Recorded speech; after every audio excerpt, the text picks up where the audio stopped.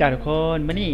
พาทุกคนมาเบิ่งเครื่องน้ำก้อนของบริษัทเวียดนามคิดคนและออกแบบขึ้นมาเนาะตัวนี้จะเป็นเครื่องน้ำก้อนขนาด8 ต้นต่อมือเนาะขนาดน้ำก้อนแม่นน้ำก้อนกาแฟหรือว่าน้ำก้อนหลอดน้อยที่บ้านเฮาใส่เกี่ยวกับพวกน้ำปั่นบ่เนาะหรือว่าร้านอาหารใดที่ต้องการเนาะสามารถติดต่อได้เนาะ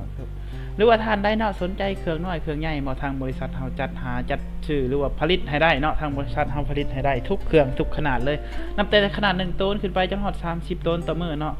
มาบริษัทเฮาเวียดอานมาครบจบบอนเดียวเนาะถ้าว่าท่านได้สนใจอยากสอบถามรายละเอียดเพิ่มเติมหรืออยากสอบถามข้อมูลเกี่ยวกับโรงงานน้ำดื่มน้ำก้อนห้องเป่าขวดห้องเป่ากระตุกหลายๆผลิตภัณฑ์เนาะสามารถสอบถามได้ที่เบอร์โทร020 92414141หรือว่าท่านได้อยู่เขตใกล้เขตเคียงหรือว่าไกลไปไกลมาทางนครหลวงเนาะมาแวะเบิ่งของการเนาะมาแวะเบิ่งผลิตภัณฑ์เนาะอยู่ของการได้ของการของเฮาเป็นตั้งอยู่บ้านห้องสุภาพเมืองไซเศรษฐานครหลวงเวียงจันทน์เนาะของการเฮายินดีต้อนรับทุกท่านทุกคนเลย